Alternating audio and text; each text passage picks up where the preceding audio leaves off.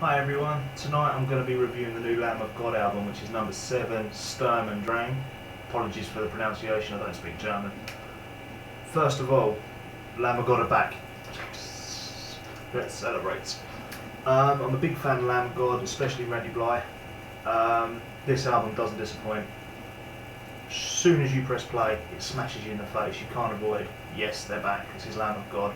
It's what you expect. It's full on, it's hard hitting, it's fucking chaos. Couple of tweaks I would have done with the actual track list itself, purely on the fact that there's a track on there called Footprints, which sounds like it could have quite easily have been lifted from the last album, Wrath. It sounds similar, it's the same sort of tempo, very well suited to that album. So I would have started this album with that, sort of ease you into it, and then smash straight into the normal track list. So I'd have just shifted that one around, put that first. It makes no difference overall. The album itself is outstanding, it smashes you in the face, it's hard hitting. Like I say, live performances of all these album tracks is going to be insane, doesn't matter which ones they pick, it's going to be quality. I've listened to it 3 or 4 times through already. The standout tracks for me are Embers, which features guest vocals from Chino, who's from Deftones, you probably know him. I'm a big fan of the Deftones, so to hear him and Randy on a track together surprised me because I didn't listen to the leak. I knew there was one, but I didn't listen to it. I've listened to it in the album context. Took me by surprise. It didn't. On the first listen, I was a bit, doesn't really work. Made myself listen to it a few more times, and I thought, actually, no, fuck that. That's pretty cool.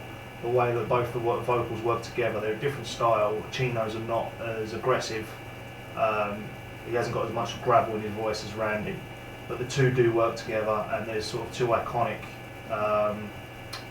frontmen combining, which leaves that door open quite nicely for sort of collaborations at live events, so festivals. Even if they do a joint tour, I can quite easily picture Lamb of God summoning Chino out on stage, which will obviously get a fucking huge reaction. It's something I'd love to see. I'm a fan of both bands, but yeah, cool track. The other one that stands out for me is a track called Overlord, which probably surprised quite a lot of Lamb of God fans, because Randy uses quite a lot of clean vocals, which I've never heard before. Took me by surprise. I was like, Jesus, the dude can actually sing. But the whole sort of first half of that song is Randy purely using clean vocals, which makes the song itself sound a little bit like something Mastodon would do. Not a bad thing by any means. It's not what you would instantly associate to Lamb of God. If you had just listened to it as a standalone track, you wouldn't have a fucking clue it was them. But then all of a sudden, bam, in come the heavy stuff, and it's straight back, foot to the floor as it should be. I really, really like the way that Randy mixes it up on that track. Not many metal vocalists will do that. Corey Taylor, Howard Jones, they're probably the only ones that can pull it off as well. I don't think Lamb of God will do too much of that on future albums, future singles. It works, but I think if they milk it too much, it will just annihilate and get boring, basically. But the whole album works really well. You can tell that it's basically Randy getting a lot off of his chest. I'd imagine being banged up in a foreign prison gives you the time to think.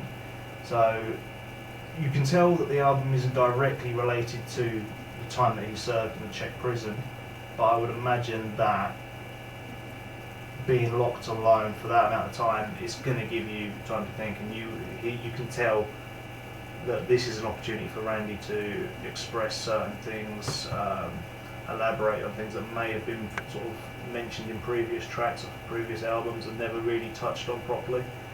But this one, there's no escaping some big issues. Overall, the album, bloody brilliant. The track I didn't like on it was a track called Torches, which sounds like it's more suited for a Trivium album. It's not to say it's a negative, because Trivium are a very good band. They're a band I'm quite a big fan of. That song, it sounds like it should be on a Trivium album, not on a Lamb of God one. I can't see them playing it live. I don't think it's going to be many people's top pick off this album. But overall, it's more of the same. It's exactly what you'd want from a Lamb of God album. The live stuff's going to be fucking immense. The pits will be crazy for some of these tracks. I just hope that they can keep going. I know that vocally it's quite an aggressive album at points, and it might have the wear and tear, but no, if they can keep performing like this, Lamb of God are going to be around for many more years, and I for one can't wait to fucking rock out with them.